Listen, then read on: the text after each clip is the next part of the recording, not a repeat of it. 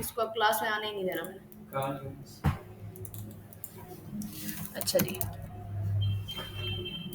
Last class के अंदर हम लोगों ने टेबल्स देखे थे, डिटेल में देखे थे। टेबल्स के अंदर किसी बच्चे को कोई भी इशू है तो वो मेरे से अभी डिस्कस कर सकता है। जी फहद, आपको सीएसएस के टेबल्स में कोई इशू है? अच्छा, और टास्क किस मैंने दिए थे, कौन कौन करके लाया? टास्क जो दिए थे मैंने ग्रुप में जो शेयर किए थे वो टेबल्स वाले किए? आप दो भाई, क्यों? हाँ? वो वजह पूछ रही हो ना, क्यों नहीं किया था?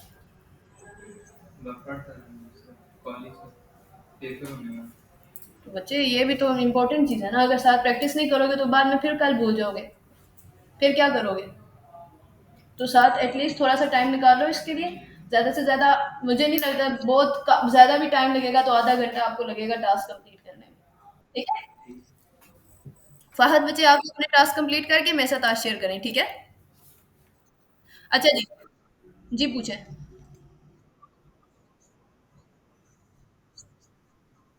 बिल्कुल, फ़ॉन्ट फैमिलीज़ हम लोग डाउनलोड करते हैं। आपके पास फ़ॉन्ट फैमिली के नाम क्या नाम है? Font icon?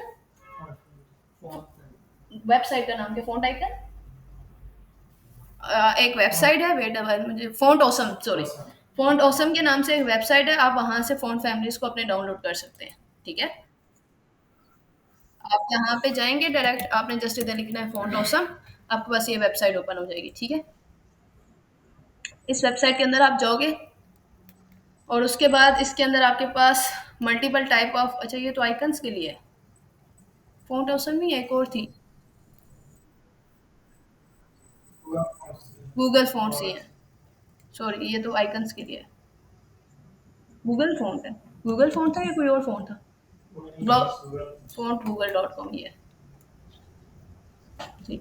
गूगल फ़ॉन्ट्स के अंदर आप जाएँगे, इसके अंदर जाने के बाद आपके पास यहाँ पर मल्टीपल टाइप्स ऑफ फ़ॉन्ट्स हैं, आपने जो भी फ़ॉन्ट इसके अंदर से सिलेक्ट करना है। फॉर एग्ज़ाम्पल मैं चाह रही हूँ कि मैंने कोई ये वाला फ़ॉन्ट सिलेक्ट करना चाह रही हूँ, ठीक है? जब आप इसको सेलेक्ट करोगे ना तो आपके पास यहाँ पे हर तरह के इसके स्टाइल्स और मल्टीपल चीज़ें आ जाती हैं, ठीक है? आपने जस्ट गेट फ़ॉन्ट के ऊपर क्लिक करना है। आप गेट फ़ॉन्ट के ऊपर क्लिक क्लिक करते हो तो यहाँ पे आपके पास 2 ऑप्शंस आते हैं, एक गेट एम्बेड कोड और एक डाउनलोड ऑल का ऑप्शन आता है, ठीक है? आपने सिंपल गेट एम्बेड कोड के अंदर जाना है और गेट इम्पोर्ट एम्बेड कोड के अंदर जाने के बाद आपने यहाँ से आपके पास एक लिंक शो हो रहा है और एक आपके पास इम्पोर्ट शो हो रहा है, ठीक है? आपने सिंपल इम्पोर्ट के ऊपर जाना है और इम्पोर्ट के अंदर जाने के बाद आपके पास ये पूरा का पूरा आपने कोड जो है यहाँ से ये वाला कॉपी कर लेना है और यहाँ से ये वाला कॉपी करना है, ठीक है? ये वाला कोड आपने सीएसएस के अंदर डालना है और ये सीएसएस से पहले आपने डाल देना है, ठीक है? लाइक फॉर एग्जाम्पल, एक सेकंड मैं बताती हूँ। मैंने यहाँ पर सबलाइम टेक्स्ट ओपन किया ना, ये आपके पास table dot C S S इसका वो वाला पार्ट है, जिसको आप लोग कहते हो एक्सटर्नल सी एस एस में यहाँ पे यूज़ कर रही हूँ, ठीक है? मैंने इसको यहाँ से मूव किया, आपने सिंपल क्या करना है, यहाँ पे आपने इसको इम्पोर्ट करना है सबसे पहले। तो हाँ, तो सबसे पहले ये आप इम्पोर्ट वाली लाइन लिखोगे इसके अंदर, ठीक है? सारे के सारे कौन सप्लाई होंगे ना कंट्रोल वी, और ये जो आपके पास अलग स्टाइल, क्योंकि आपको पता है एक्सटर्नल सीएसएस में आप लोग स्टाइल का टैग यूज नहीं करते, ठीक है? तो आप इसको यहाँ से क्या कर दोगे, रिमूव कर दोगे, तमाम जो लिखते हैं उस पे यही अप्लाई होगा। हाँ जी, फिर यही अप्लाई होगा, ठीक है? सब पे नहीं अप्लाई होगा, जिसके ऊपर आप अप्लाई करना चाहते हो आप उसके ऊपर अप्लाई करोगे। कैसे? आपके पास नीचे देखो ना, ये जो सीएसएस की क्लासेस हैं, आप यहाँ पे क्लास वही यूज करोगे जिस टैग के अंदर आप वो चीज इंप्लीमेंट करना चाह रहे हो। अगर H1 के अंदर ये चीज इंप्लीमेंट करना चाह रहे हो तो यहाँ पे आप उस क्लास का या उस आईडी का नाम दोगे, ठीक है? देन अगर आप ये नहीं देते तो फिर वो ये है कि सब की सब ऊपर इंप्लीमेंट करेगा, नहीं तो फिर स्पेसिफिकली उसी के ऊपर इंप्लीमेंट करेगा। जैसे आप यहाँ पे देखो दोनों क्लासेस हैं, सडन रेगुलर अटैलिक, ठीक है? तो ये आपकी क्लासेस के नेम है, ठीक है?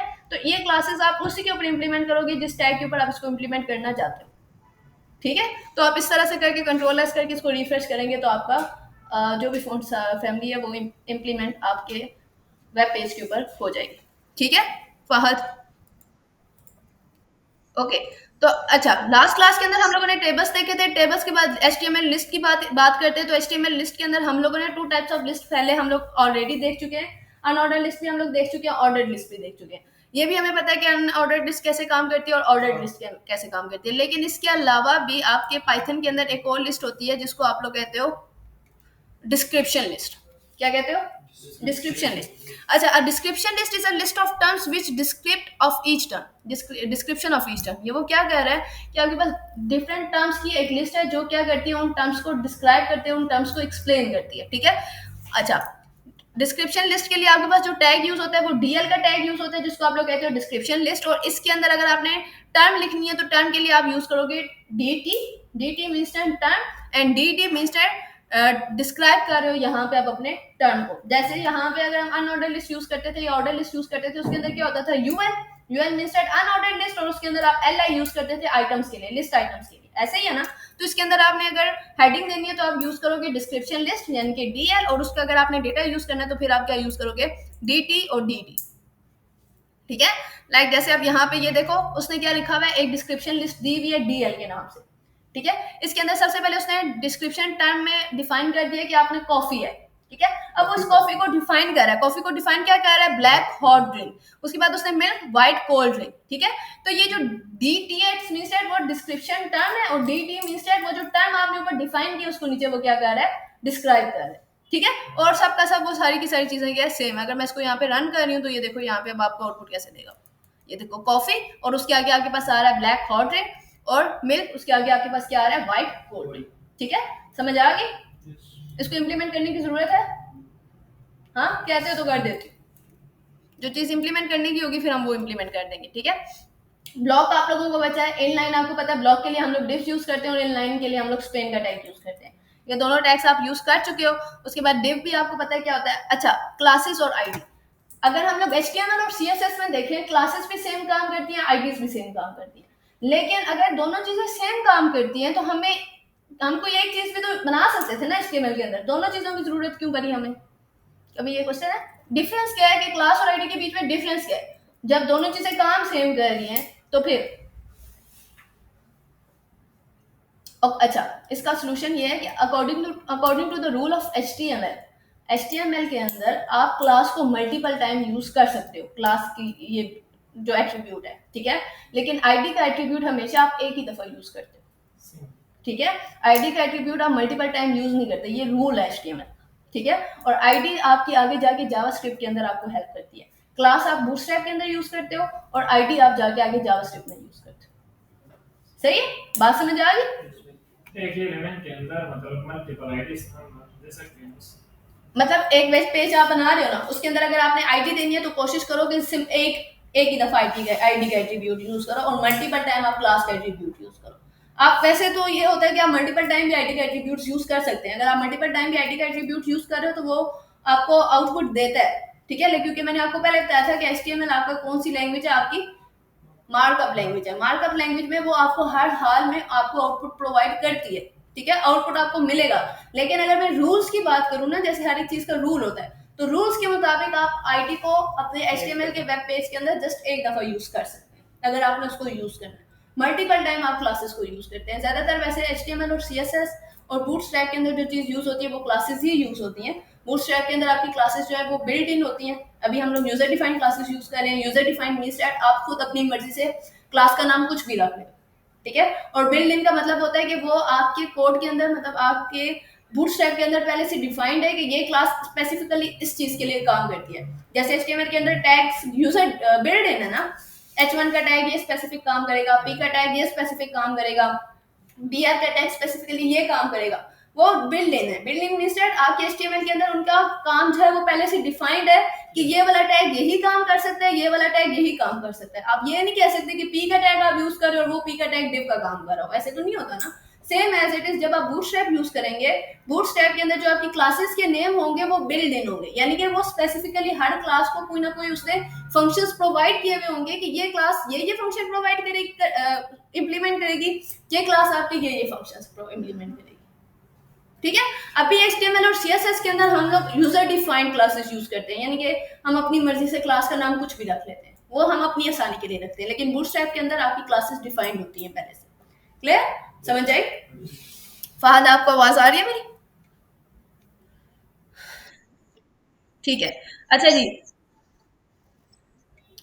अच्छा, जावास्क्रिप्ट आपने अपनी पढ़नी नहीं है, हेड और एचटीएमएल हेड और लेआउट देख लेते हैं। एचटीएमएल की लेआउट के अंदर क्या है, हेड एलिमेंट के अंदर क्या है जी, the HTML head element is a container for the following element, title, style, meta, link, script और बेस। हेड एलिमेंट कौन सा है, आपको पता है HTML के अंदर आपके पास 2 पार्ट्स होते हैं, एक हेड पार्ट होता है और एक आपका बॉडी पार्ट होता है, ठीक है। आपको मैंने स्टार्टिंग में ये चीज डिफाइन की थी कि जो आपका हेड पार्ट है वो इन्फॉर्मेशन होती है आपके ब्राउजर के लिए, ऐसे ही है ना कि आपने अगर अपने ब्राउजर को कोई भी इन्फॉर्मेशन प्रोवाइड करनी है तो वो आप किसके अंदर प्रोवाइड करते हो, अपने हेड पार्ट के अंदर प्रोवाइड करते हो, ठीक है। और अगर आपने यूजर के लिए कोई इन्फॉर्मेशन प्रोवाइड करनी है तो वो आप किसके अंदर प्रोवाइड करते हो, बॉडी पार्ट के अंदर प्रोवाइड करते हो। अब हेड पार्ट के अंदर कौन कौन से आप टैग्स यूज कर सकते हो, टाइटल, टाइटल आप लोगों को अच्छे से पता है कि आप टाइटल का टैग क्यों यूज करते हो। स्टाइल का टैग आपको अच्छे से पता है, स्टाइल का टैग आप क्यों यूज करते हो। लिंक का टैग भी आपको अच्छे से पता है, अगर आपने कोई आइकन, फेवी आइकन यूज करना है या अपने एक्सटर्नल सीएसएस को लिंक करना है तो दैट्स व्हाई आप लोग क्या करते हो, लिंक का टैग यूज करते हो। स्क्रिप्ट का जो टैग है वो बेसिकली जावास्क्रिप्ट के लिए यूज होता है, अभी क्योंकि हम जावास्क्रिप्ट यूज नहीं कर रहे तो दैट्स व्हाई हम लोग स्क्रिप्ट का टैग भी यूज नहीं कर रहे। मेटा टैग जो है वो आपकी रिस्पॉन्सिव वेबसाइट्स के लिए यूज होता है। फॉर एग्जांपल आप अभी जो हम लोग कर रहे हैं वो हम लोग अपनी वेबसाइट सिर्फ रिस्पॉन्सिव नहीं कर रहे, अभी जस्ट हम लोग स्ट्रक्चर बना रहे हैं। रिस्पॉन्सिव का क्या मतलब होता है कि आपकी कोई भी वेबसाइट है, देखो अगर आपने कोई वेबसाइट नहीं है, आप यही कहोगे ना कि जो भी यूजर उसको यूज करे उसके पास मेरी पूरी की पूरी वेबसाइट ओपन हो। जरूरी तो नहीं है हर बंदे के पास लैपटॉप हो, जरूरी तो नहीं है हर बंदे के पास पीसी हो, कुछ के पास मोबाइल्स हो सकते हैं, कुछ के पास एलईडी हो सकती है, कुछ के पास आईपैड हो सकते हैं। तो आप यही कहोगे ना कि जो जैसे मेरा यूजर लैपटॉप के ऊपर मेरी वेबसाइट देख सकता है वैसे ही मोबाइल के ऊपर भी देख सके।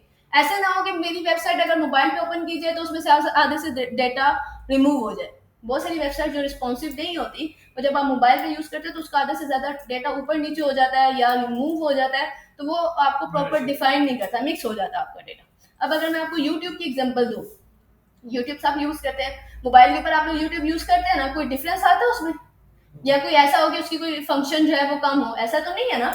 ये है कि वो मर्ज हो कि स्क्रीन आपकी छोटी हो गई लेकिन उसकी सारी फंक्शनैलिटीज आपको शो होती है, कहीं पे आपको ऐसा नहीं शो हो रहा होता कि ये डेटा ऊपर नीचे हुआ है या यहाँ पे हमें प्रॉपर डिफाइन नहीं हो रहा कि यहाँ पे ये चीज काम कैसे कर रही है, ठीक है। सेम एज इट इज उसको आप आईपैड के ऊपर ओपन करोगे तो वो आईपैड की शेप के मुताबिक आपको शो करेगा, लैपटॉप के ऊपर ओपन करोगे तो लैपटॉप की शेप के मुताबिक आपको शो करेगा, ठीक है।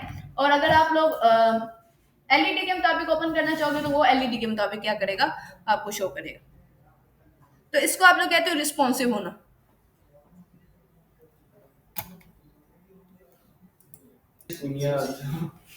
बेस, चलो नीचे देखते हैं, ठीक है।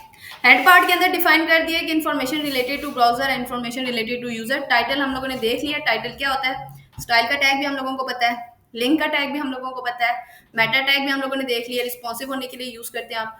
ये आपके पास दोनों, ये सारे के सारे आपके पास मेटा टैग्स हैं, ठीक है जी। उसके बाद आपके पास आ जाता है, हाँ ये देखो, ये मैं आपको से कह रही थी, देखो यहाँ पे उसने व्यू कोड यूज किया ना, मेटा का टैग, ठीक है। आपके पास ये वेबसाइट कुछ इस तरह से है, ठीक है, ये इस तरह की वेबसाइट है, ठीक है। नीचे अगर देखो वो कह रहा है कि अगर आप यहाँ पे मेटा टैग यूज नहीं करते तो आपकी वेबसाइट कुछ इस तरह से शो होगी, और अगर आप मेटा टैग यूज करोगे तो वो आपको proper as a website show होगी। तो कौन सा बेहतर लग रहा है, ये कि ये वाला बेहतर लग रहा है ना। ये कोई भी खोलेगा कहेगा ये क्या है, बंद कर दो, ठीक है। क्या किस किस तरह से शो हो रहा है, किस रुको बेटा भाई, यहाँ पे हम एक काम करते हैं, आपको जो उस दिन मैंने वेबसाइट दी थी, क्या दी थी, घर पर, हाँ। मैं वो वेबसाइट ओपन कर रही हूँ, ठीक है, घर पर ये आपके पास वेबसाइट है, ये अब आपके पास रिस्पॉन्सिव वेबसाइट है। हमें कैसे पता चलेगी कि हमारी वेबसाइट रिस्पॉन्सिव है, मैंने इसको राइट क्लिक किया, राइट क्लिक करने के बाद मैं इसके पास जा रही हूँ इंस्पेक्ट, ठीक है। मैंने इंस्पेक्ट पे क्लिक किया, इंस्पेक्ट पे क्लिक करने के बाद यहाँ पे देखो वो दे रहा है डायमेंशन रिस्पॉन्सिव, ठीक है।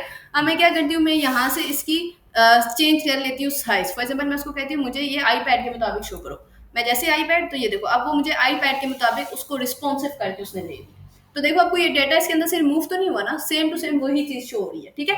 अब सेम एज इट इज अगर मैं इसको कहती हूँ कि मुझे ये जो है वो मोबाइल के मुताबिक चाहिए, सैमसंग गैलेक्सी के मुताबिक, तो ये देखो अब वो गैलेक्सी के मुताबिक जो आपके पास उसकी स्क्रीन है उसके मुताबिक वो क्या कह रहा है, आपको शो करके दे रहा है, ठीक है। इसी तरह अगर आप यहाँ से, ये आपकी हाइट है और विड्थ है, इसको आप चेंज करना तो आप ये भी चेंज कर सकते हो। अगर मैं इसको और कुछ देती हूँ लाइक आईपैड नहीं, ये ठीक है, तो वो उसके मुताबिक वो उसको क्या कर रहा है, रिस्पॉन्सिव करके दे रहा है, ठीक है। ठीक है। इसके अलावा यहाँ पे एक तरीका होता है जिसको इस तरह से मर्ज करो तो ये खींच खींच गुजर जाती है। ठीक है, तो आप इस तरह से क्या कर सकते हो, तो ये हम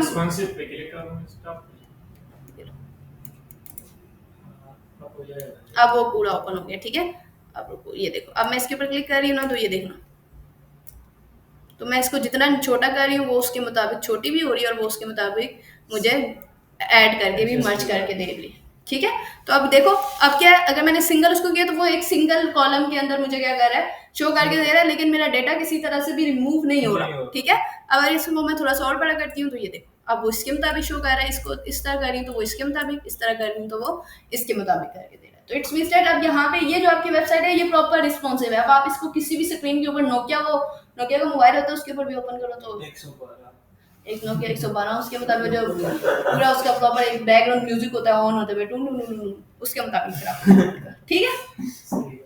अब आपका क्या क्वेश्चन है?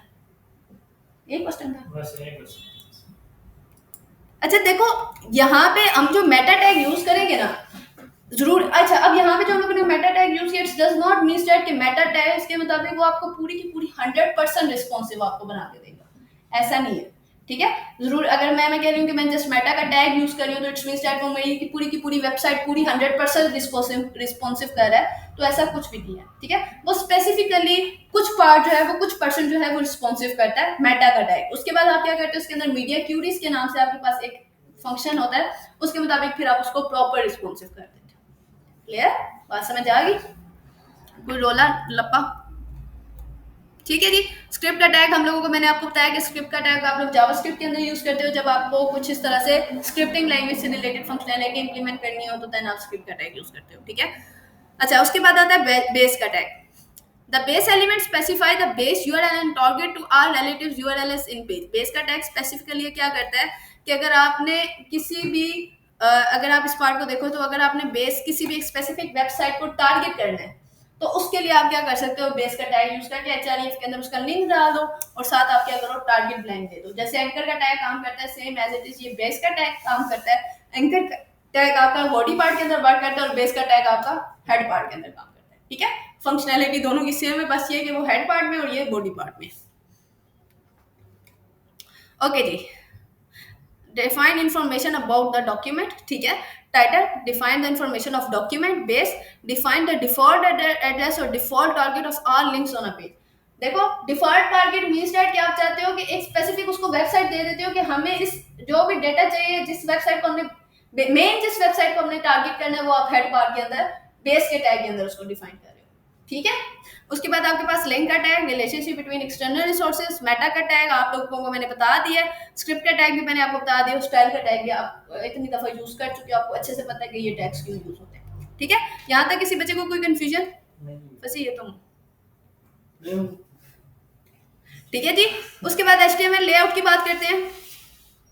HTML layouts, elements and techniques. Websites are only displayed in multiple columns like magazines or a newspaper. ठीक है, मल्टीपल कॉलम्स जैसे मैगजीन्स और न्यूज़पेपर के अंदर मल्टीपल टाइप्स ऑफ कॉलम्स होते हैं, तो उसकी उस तरह से भी आप अपनी वेबसाइट को क्या कर सकते हो, डिस्प्ले कर सकते हो। ठीक है, जैसे कि यहाँ पे इस एग्जांपल को देखा जाए तो इस पार्ट को अगर मैं देखा जाए तो इसको मैं कहूँगी ये मेरा हेड पार्ट है, सिटीज वाले को इसको मैं कहूँगी ये मेरा फुटर पार्ट है और मैं इसको कहती हूँ कि ये मेरा मेन पार्ट है जिसके अंदर मेरा प्रॉपर डेटा है। ठीक है, अब ये पूरी की ये तो अभी हम लोग क्योंकि हम लोग ने थोड़ी बहुत HTML की और CSS की कोडिंग की भी, इससे हमें डिफाइन हो रहा है कि यहाँ पे हेड आएगा, यहाँ पे फुटर आएगा और ये हमारा मेन पार्ट है जिसके अंदर हम अपनी वेबसाइट को डिजाइन कर रहे हैं। ठीक है, लेकिन आपके लेआउट के मुताबिक आपको हर एक पार्ट को, लेफ्ट पार्ट को डिफाइन किया गया कि लेफ्ट पार्ट को क्या कहते हैं, राइट पार्ट को क्या कहते हैं, अपर पार्ट को क्या कहते हैं, निचले पार्ट को क्या कहते हैं, मिड पार्ट को क्या कहते हैं, ये सारी चीजें डिफाइन है। अगर आप लोगों को याद हो तो मैंने आपको जब डिव का टाइप आया था तो मैंने आपको एक टास्क दिया था जिसके अंदर क्या था कि वो पूरी की पूरी व्हाइट स्क्रीन थी जिसके अंदर आप लोग 5 डिव्स बना रहे थे, हेडर, फुटर और वो। अगर आप इसको देखो तो क्या डिफाइन थी, हेडर, फुटर, साइड, असाइड था, आर्टिकल था, इस तरह की आपके पास चीजें आ रही थी। तो वो सारी की सारी मेन आपकी लेआउट के अंदर यूज होती है। अब हम देखते हैं हेड किसके लिए यूज होता है, साइड किसके लिए यूज होता है, आर्टिकल किसके लिए हम लोग यूज करते हैं और डिफरेंट टाइप्स ऑफ चीजें हम लोग क्या करते हैं, इसको देखते हैं। समझ आ रही है तुम लोगों को? मुझे पहले तुम लोगों को ये तो अकील, फहद, आपको फहद? अच्छा, अब ये देखें तो मेन आपके पास आपका ये पूरी की पूरा नक्शा है आपके वेब पेज का। जिसको आप लोग कहते हैं ना मैप है, जैसे हम लोग घर का मैप बनाते हैं, इधर वॉशरूम बनाना है, इधर किचन बनाना है, इधर ड्रेसिंग रूम है तो नहीं सॉरी ड्रेसिंग रूम नहीं सॉरी बेडरूम है तो इधर खाने का रूम है, और इधर वैसे इतने रूम है, रूम ही होता है हमारे पाकिस्तानी देसी फैमिलीज में तो सिंपल यही होता है, टीवी वाला कमरा, अगले खिड़की वाला कमरा और लंबा कमरा, तो हम उन्हीं को डिफाइन करते हैं, ऐसे ही होता है ना सबके कमरे घर में। और एक वो जो गेस्ट रूम होता है उसको हम कहते हैं बेटर। आप लोग क्या कहते हैं, बेटर कहते हैं, क्या कहते हो आप, बेटर, आप लोग क्या कहते हो, थोड़े थोड़े अंग्रेज हो गए। ठीक है, तो अच्छा ठीक है, अच्छा इन पार्ट्स को डिफाइन किया गया है, जैसे कि अगर हेडर पार्ट की बात करें, define a header of a document और अ सेक्शन। अच्छा ये देखिए, अब ये पूरी की पूरी वेबसाइट है, इसमें हेडर कौन सा है, ये भी तो वेबसाइट है ना पूरी की पूरी, इसमें हेडर क्या है, ये जो आपकी फर्स्ट लाइन है ना जिसमें आपका लोगो है और ये सारी चीजें, this is also called your, इसको आप हेडर भी कह सकते हो, जिसमें डिफाइन हुआ है पार्ट। जरूरी तो नहीं है हर वेबसाइट के अंदर आपका ये हो। अच्छा, बहुत सारी वेबसाइट्स के अंदर आपकी हेडर और नेविगेशन सेम होता है, हेडर में ही आपकी नेविगेशन बार यूज हो रही होती है, लेकिन उसने ये कहा है अगर यहाँ पे स्ट्रक्चर के मुताबिक यूज किया जाए तो हेडर अलग से है, नेव बार अलग से है। तो ये your first part is that is your header, और नीचे ये जो सारा कुछ शो हो रहा है ये आपके पास क्या, आपकी नेविगेशन बार है। ठीक है, उसके बाद बात करते हैं सेक्शन की। Define a section in a document. Section इसको डॉक्यूमेंट का article, independent self controlled content है, aside content aside from the content like side bar. तो आपकी असाइड आपकी ये बढ़ती है जो आपकी साइड बार है, या आपकी पूरी एक साइड बार है जिसके अंदर आपका पूरा का पूरा कंटेंट, पूरी की पूरी आउटलाइन डिफाइंड है।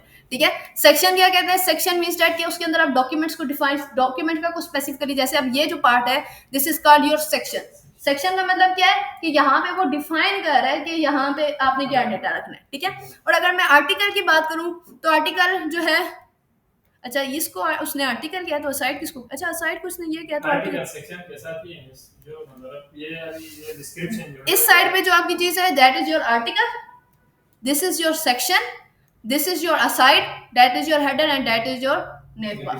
ठीक है, उसके बाद डिटेल्स एंड समरी, उसके बाद ये सारी डिटेल्स हैं, ये वही सारा कुछ है, इसलिए मैं कहती हूँ। और ये नीचे ये जो आपको ये पूरा काली की काली स्क्रीन शो हो रही है, ये आपका मेन फुटर है।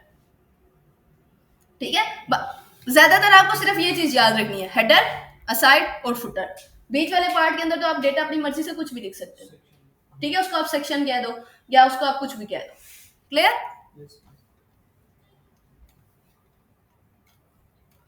ओ भाई किधर चले गए?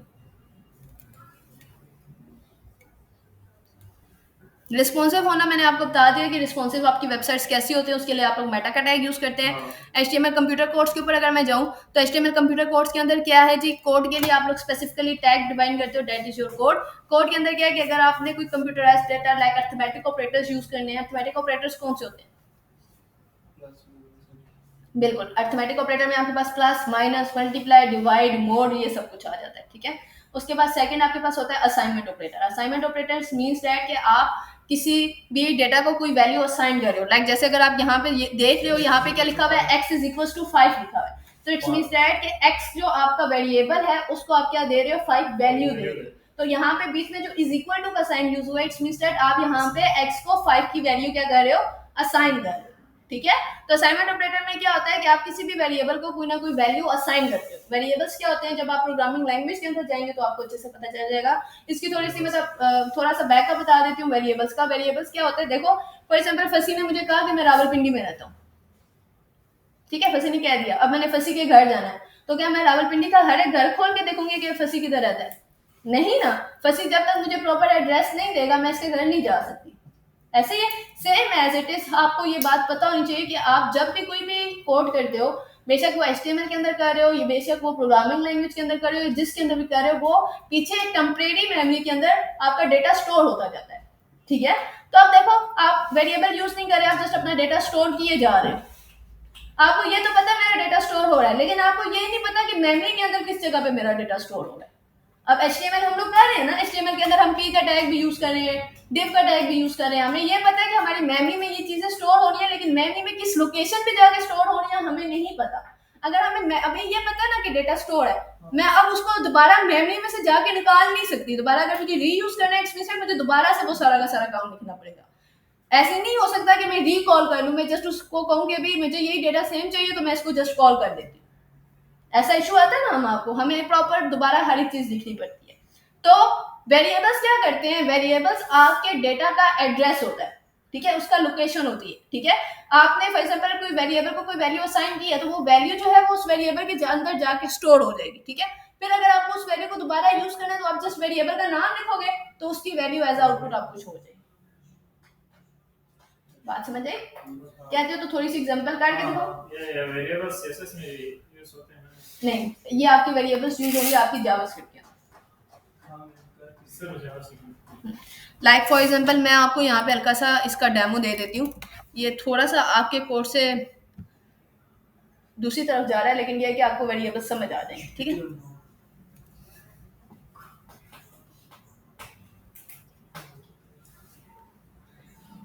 पाइथन में कौन कौन कर रहा है वेब डेवलपमेंट?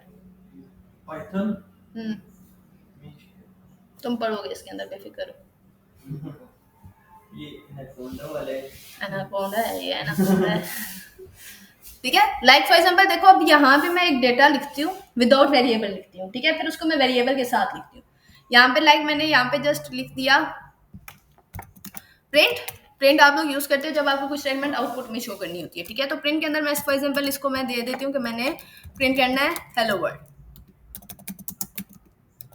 ठीक है। कंट्रोल इंटर करके मैं रन कर रही हूँ, तो नीचे मुझे hello world as a output show हो रही है, ठीक है। अच्छा, अब ये मुझे पता है मेरी मेमोरी में स्टोर हो गया, मैं इसको दोबारा यूज कैसे करूंगी? कोई तरीका है यूज करने का? मुझे दोबारा प्रिंट हेलो वर्ल्ड लिखना पड़ेगा, ऐसे ही है ना? हाँ, ऐसे ही है ना कि मुझे बार बार hello world print hello world print hello world ये लिखना पड़ेगा, ठीक है। अब अगर मैं ये करती हूँ कि मैं यहाँ पर एक वेरिएबल ले लेती हूँ ए के नाम से, और ए इज इक्वल टू मैं इसको असाइन कर देती हूँ value that is your hello world, ठीक है। अब मैंने एक वेरिएबल लिया, उसको वैल्यू असाइन कर दी। अब देखना, अब मैं यहाँ पे अगर कर रही हूँ प्रिंट ए, मतलब जस्ट मैंने वेरिएबल को कॉल किया, यहाँ पे मैं इसको कंट्रोल इंटर कर रही हूँ, वो मुझे आउटपुट सेम दे रहा है। अब फॉर एग्जांपल मैं किसी और जगह पे चली जाती हूँ, मैं यहाँ पे कोई मल्टीपल मैंने एक मतलब 20-25 लाइनों का कोड लिखा है, यहाँ पे जाके मुझे वही हेलो वर्ड दोबारा यूज करना है, तो मैं दोबारा हेलो वर्ड नहीं लिखूंगी, जस्ट मैं क्या लिख दूंगी प्रिंट ए, ठीक है। अब मैं कंट्रोल इंटर करूंगी तो ये देखो आउटपुट मुझे सेम दे रहा है। तो इट्स मींस दैट अब मेरे डेटा को एक प्रॉपर एड्रेस मिल गया है, मैं जस्ट उसका एड्रेस यूज करूंगी और मुझे जहां पे उसको जिस तरह यूज करना होगा मैं उस तरह यूज कर दूंगी। और अगर फॉर एग्जांपल देखो, यहाँ पे मैंने अपने वेरिएबल को असाइन किया ना, यहाँ पे मैंने अपना वेरिएबल दिया है। अब फॉर एग्जांपल मैं ये कहती हूँ कि मुझे इसके ऊपर यहाँ पर जो है एक,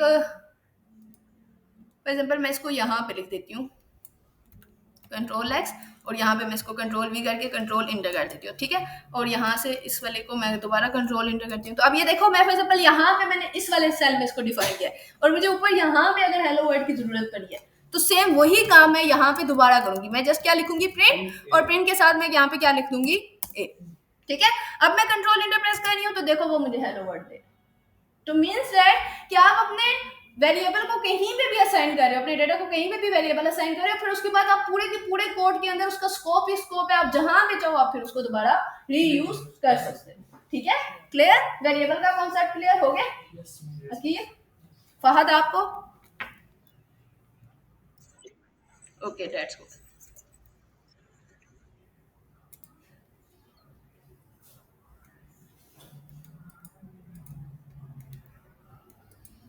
अच्छा जी, तो सेम एज इट इज यहाँ पे कोड ऐसा मेन टाइप यूज हुआ है, इसके अंदर आपके पास दो वेरिएबल्स हैं, एक एक्स और एक वाई। एक्स को उसने वैल्यू दे दी है 5 और वाई को उसने वैल्यू क्या दे दी है 6। और यहाँ पे एट द एंड आपको जो कॉलन शो हो रहे हैं, इसको प्रोग्रामिंग लैंग्वेज के मुताबिक इसको आप लोग कहते हो टर्मिनेटर। क्या कहते हो? तो कुछ साइंटिक्स है ये कि ये टर्मिनेटर डालना मस्ट, अगर आप टर्मिनेटर डालते नहीं हो तो फिर वो आपको एरर दे सकता है, ठीक है। उसके बाद उसने एक और वेरिएबल बना लिया दैट इज जी, और उसके अंदर उसने दोनों को x प्लस वाई कर दिया, मींस दैट दोनों वैल्यूज को वो क्या करना चाह रहा है, सम करना चाह रहा है, और उसका डेटा वो कहाँ पे स्टोर करना चाह रहा है, z के अंदर स्टोर करना चाह रहा है। अगर इसको मैं अब रन करती हूँ तो देखो ये आपको आउटपुट कैसे शो करता है। ये देखो उसने एक कोड लिखा है, ये देखो उसने एक कोड लिखा है x is equal to 5, y is equal to 6 and z is equal to x plus y. तो उसने यहाँ पे मुझे वैल्यू दे दी x इज 5, y 6, लेकिन z is equal to x plus y. Output तो नहीं शो की। तो इसकी आउटपुट पता है आपको कब शो होगी? जब आप स्क्रिप्ट आप जावा स्क्रिप्ट यूज करोगे, क्योंकि मार्कअप लैंग्वेज है। भी आप लोग HTML as a markup language use कर रहे हो, इसके अंदर ये सारी फंक्शनैलिटीज आप यूज नहीं कर सकते। यहाँ पे मार्कअप लैंग्वेज में क्या है, जो चीज आप जैसे लिखोगे वैसे ही आपके पास आउटपुट आएगा। लेकिन ये क्योंकि कोड है तो as compare to their font दूसरी लैंग्वेज से इसका फॉन्ट डिफरेंट है। ठीक है।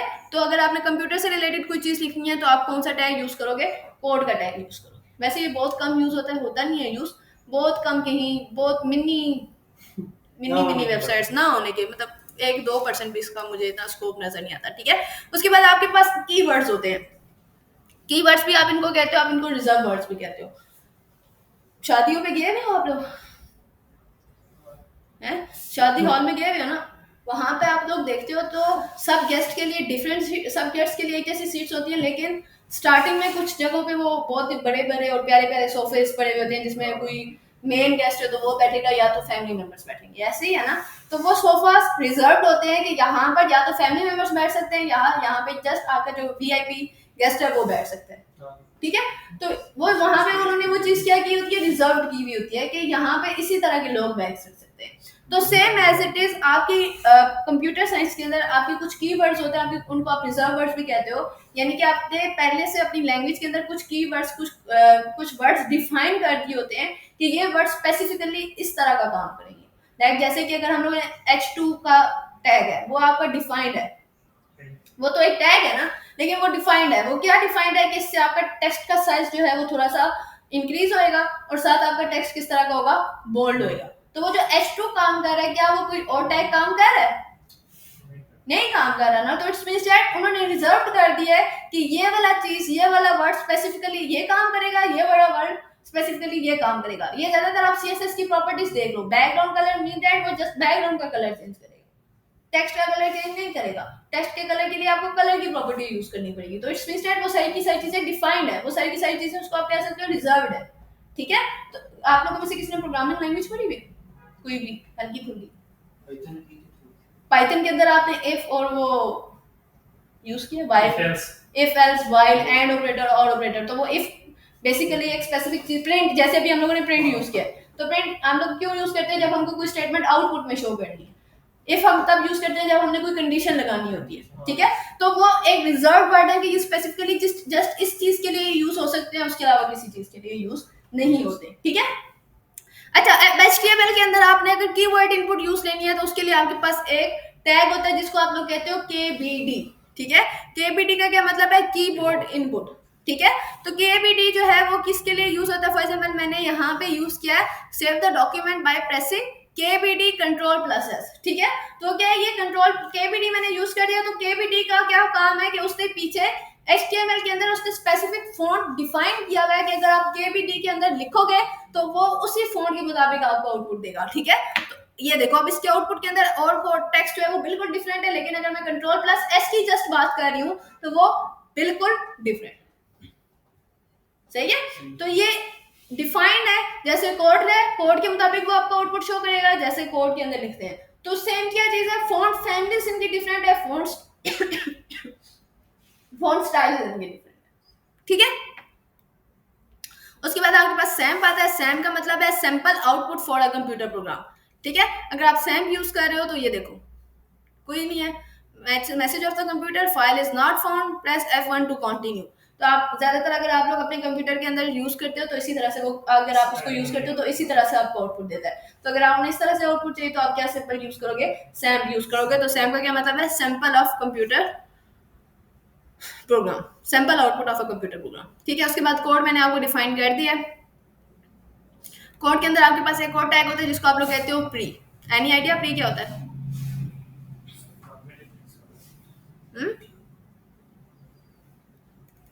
देख लेते हैं।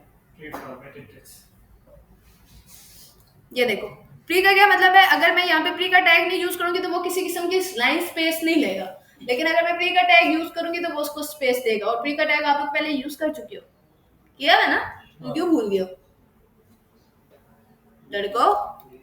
प्री का टैग प्री का टैग हम तब यूज करते थे कि हम लोगों को, मैंने आपको इसकी एग्जांपल दी थी कि अगर आप लोग इंग्लिश की बुक्स पढ़ी हुई है आप लोगों ने 9th 10th के अंदर, तो आपने पूरा सेम जो होता है पॉइंट वाला बिल्कुल डिफरेंट होता है, लेकिन पॉइंट का जब आप वो प्री टैग यूज करते हो तो वो दोनों लाइंस के बीच में स्पेस भी देता है, लाइन स्पेसिंग भी वो उसके अंदर एडेड होती है। तो उसने यही कहा कि अगर आप कोड के साथ प्री का टैग यूज कर रहे हो तो वो क्या कर रहा है कि थोड़ी सी बीच में उसको स्पेस दे रहा है, कि वो डिफाइन कर रहा है कि ये एक अलग पार्ट है और ये एक अलग पार्ट है। वेरिएबल को मैंने आपको बहुत अच्छे से डिफाइन कर दिया कि वेरिएबल क्यों यूज होता है, उसके लिए आप var का टैग यूज करते हो। ठीक है। अब आप लोगों का क्या काम है, आप लोगों ने इसी के अंदर एक सिमेंटिक्स दे के आने हैं, स्टाइल कोड और एंटिटीज दे के आनी है। ये 3 चीजें आपने इसी तरह डिटेल में डिफाइन मतलब एक डिटेल में पढ़ के आनी है कि ये काम कैसे करती है। ठीक है, तो ये आपका मेन टास्क है। और एक और टास्क यहाँ पे ऊपर मैंने आपको नहीं करवाया, that is your HTML iframes। HTML iframes क्या करते हैं, क्या फॉर एग्जांपल आपने अपनी वेबसाइट के अंदर कोई दूसरी वेबसाइट यूज करनी है और आप चाहते हो कि जैसे आपको वेबसाइट शो हो रही है बिल्कुल वैसे ही website show. Like for example मैं अगर आपको HTML iframe यहाँ पे ओपन करके दिखाती हूँ, ये देखो, आप इसी वेबसाइट के अंदर दोबारा आपको W3 स्कूल की वेबसाइट शो हो रही है और मैं इसको स्क्रॉल कर रही हूँ तो वो वैसे ही काम कर रही है, ऐसे ही है ना, सेम वेबसाइट है। तो ये सेम का सेम काम कर रही है। तो इसको आप लोग कहते हो आई फ्रेम, यानी कि एक वेबसाइट के अंदर दूसरी वेबसाइट इस तरह से वर्क करे। तो आई फ्रेम का टैग और वो 3 टैग आप लोगों का होम टास्क है, आप लोगों ने ये घर से देख के आने। ठीक है, और कोई कंफ्यूजन आज की क्लास में? बाकी बात है, जिस चीज के जो से टास्क पेंडिंग है वो अपने अपने टास्क कंप्लीट करें नेक्स्ट क्लास से पहले पहले। ठीक है, विद इन नेक्स्ट वीक हम लोगों ने अपना HTML CSS हर हाल में मुकाना है। तो इस हाँ इस महीने मई से पहले पहले, ताकि हम लोग बूटस्ट्रैप तो आपकी 2 दिन की मार है। बूटस्ट्रैप में ज्यादा से ज्यादा जावास्क्रिप्ट में आपका टाइम लगेगा क्योंकि वो बहुत मुश्किल है, लेंथी भी है और उसमें बहुत आपके वैलिडेशंस और ये प्रोग्रामिंग लैंग्वेज कॉन्सेप्ट है, तो वो थोड़ा सा आपके लिए डिफिकल्ट हो सकता है। लेकिन ये है कि बूटस्ट्रैप आपका ज्यादा से, क्योंकि आपको CSS आती होगी तो बूटस्ट्रैप में टोटल आपको 3 दिन लगेंगे, जस्ट आपने क्लासेस डिफाइन करनी है उसके। ठीक है।